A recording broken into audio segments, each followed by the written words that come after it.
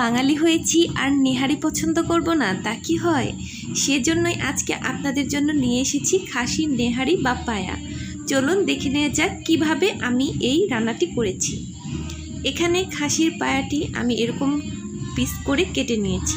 আপনারা চাইলে ছোট বড় করে নিতে পারবেন। এই রান্নাটি করার জন্য যা যা লাগবে, পেঁয়াজ কুচি লাগবে এরকম 1.5 কাপের মতো। এরপর লাগবে মরিচের গুঁড়ো 6 চা চামচ, 3 চা চামচ হলুদের গুঁড়ো ও 5 চা চামচ মাংসের মশলা। এছাড়াও গোটা মশলা লাগবে 7টি এলাচ, 8টি লং, 1 টেবিল চামচ জিরে এবং 2টি তেজপাতা। এই মশলাগুলো আমি গোটা ইউজ করব। এছাড়াও লাগবে সোয়াজ গুঁড়া 2 চা চামচ, গরম মশলা 1 চা চামচ, লাগবে আদা বাটা ও রসুন বাটা 4 চা চামচ করে। এই সবগুলো ইনগ্রিডিয়েন্ট কিন্তু নর্মালি আমাদের ঘরেই থাকে, তো এগুলো দিয়েই মজাদার এই নেহারি তৈরি করা যায়। এখানে আমি কিছু স্যালাড নিয়েছি পরিবেশন করার জন্য। দেখুন, একেবারেই ঘরে থাকা উপকরণ দিয়ে ভীষণ মজাদার এই নেহারিটি তৈরি করা যায়। এখন আমি এর প্রথম প্রসেসটি শুরু করছি। এখানে আমি লেবুর রস দিয়ে এটাকে 10 মিনিট ম্যারিনেট করব, কারণ অনেকেই দেখা যায় যে খাসির মাংস বা খাসির যে জিনিসগুলো আমরা নর্মালি খেয়ে থাকি সেগুলো খেতে পারেন না, বলেন যে একটা খাসি খাসি স্মেল আসে। তো সেটা দূর করার জন্য এরকম লেবুর রস অথবা ভিনেগার দিয়ে এটাকে যদি 10 মিনিট ম্যারিনেট করে রাখা যায় তাহলে কিন্তু আর কোনো ধরনের খাসি খাসি গন্ধ যে আছে সেগুলো আসবে না, একেবারেই চলে যাবে। আপনারা জাস্ট একবার এরকম করে দেখেন তাহলেই বুঝতে পারবেন। 10 মিনিট পর এটাকে ভালো করে ধুয়ে দেন আমি রান্নাটা শুরু করছি। প্যানের মধ্যে দিয়ে দিচ্ছি আমি সাদা সয়াবিন তেল। তেলের মধ্যে প্রথমে কিছু পেঁয়াজ দিয়ে আমি বেরেস্তা করে নেব। পেঁয়াজ বেরেস্তা তো আমরা সবাই করতে জানি। জাস্ট একটু তেল বেশি দিয়ে তেলের মধ্যে এটাকে চারপাশ থেকে নাড়াচাড়া করতে হবে, না হলে সব দিক কিন্তু সমানভাবে কালার আসবে না, একদিক আসবে অন্য দিক আসবে না। সেজন্য এরকম ভালো মতো ঘুরিয়ে ঘুরিয়ে এই পেঁয়াজগুলোকে বেরেস্তা করে নিতে হবে। দেখুন, এটা কিন্তু অলরেডি গোল্ডেন ব্রাউন কালার চলে এসেছে। এখন আমি নামিয়ে নিচ্ছি। এগুলো নামিয়ে নেওয়ার পর সেই বেরেস্তা করা তেলের মধ্যেই আমি গোটা গরম মশলাগুলো ফোড়ন দিচ্ছি। এরকম গরম মশলাগুলো ফোড়ন দিলে অসাধারণ একটি অ্যারোমা বের হয়। তারপর এখানে আমি পেঁয়াজ কুচিগুলো দিয়ে দিচ্ছি। আমি এখানে 1.5 কাপের মতো পেঁয়াজ কুচি ব্যবহার করেছি। এই তো দেখুন, এবার পেঁয়াজ কুচিগুলোকে ভালো মতো ভাজা ভাজা করতে হবে, তবে একেবারে বেরেস্তা না করলেও চলবে। এই তো দেখুন, যখন এরকম নরম হয়ে আসবে তখন এর মধ্যে আদা রসুনের পেস্ট আমি দিয়ে দিব। আদা রসুন দিলে অনেক সময় দেখা যায় তেলের মধ্যে ছিটে আসে, সে থেকে বাঁচার জন্য এরকম একটুখানি পানি দিয়ে দিলেই হবে, তাহলেই আর ছিটবে না। এবার এই আদা রসুনটাকে খুব সুন্দর করে তেলের মধ্যে কষাতে হবে। আমাদের অনেকেরই প্রচলিত একটি ধারণা আছে যে উপর দিয়ে তেল ভেসে আসলেই কষানো হয়ে যায়, কিন্তু এটি ভুল। আপনি আবারও একটুখানি পানি দিয়ে একটুখানি লবণ দিয়ে এটাকে আবারও কষাবেন।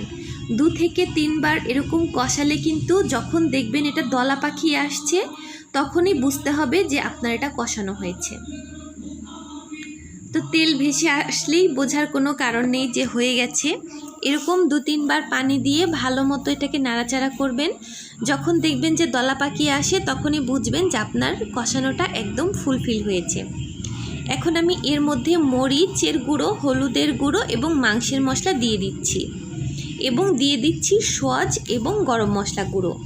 মানে যত গুঁড়ো মশলাগুলো আমি নিয়েছিলাম সবগুলো আমি এর মধ্যে দিয়ে দিব এবং এটাকে আবারও কষিয়ে নেব। একই উপকরণ দিয়ে কিন্তু আমরা সবাই রান্না করি, বাট কালার আর টেস্টটা কিন্তু এক একজনের এক এক রকম হয়, কারণ সবার রান্নার প্রসেস কিন্তু এক হয় না। দেখুন, এগুলো সুন্দর দলা পাকিয়ে আসছে। এই তো দেখুন, এখন আমি ধুয়ে রাখা পায়াগুলো দিয়ে দিব।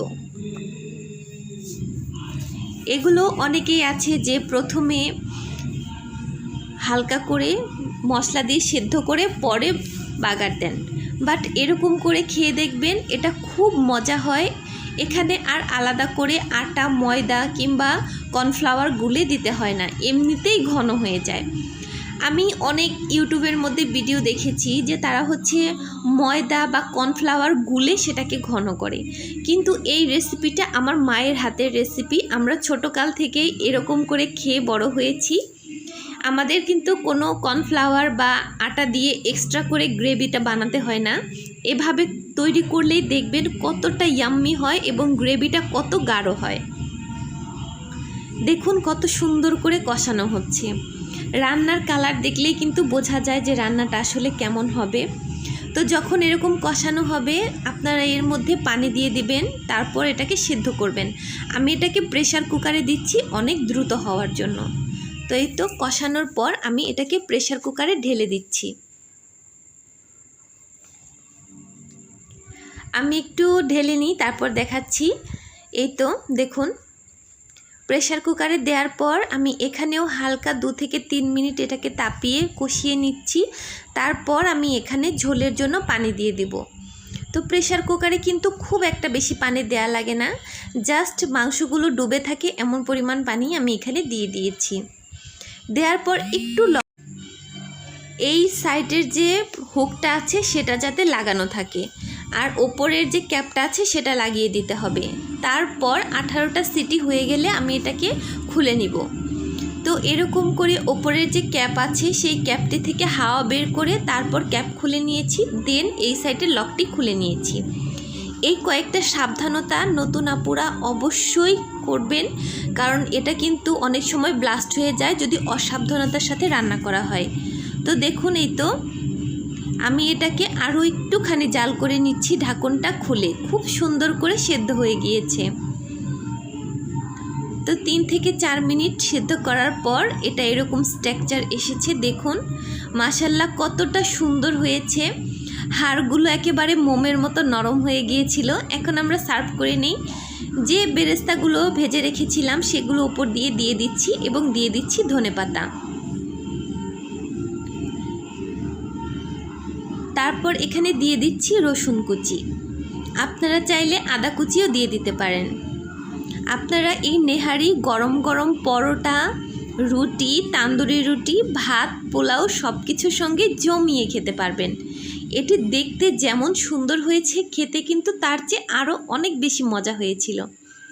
আশা করছি আমার এই রেসিপিটি আপনাদের ভালো লেগেছে।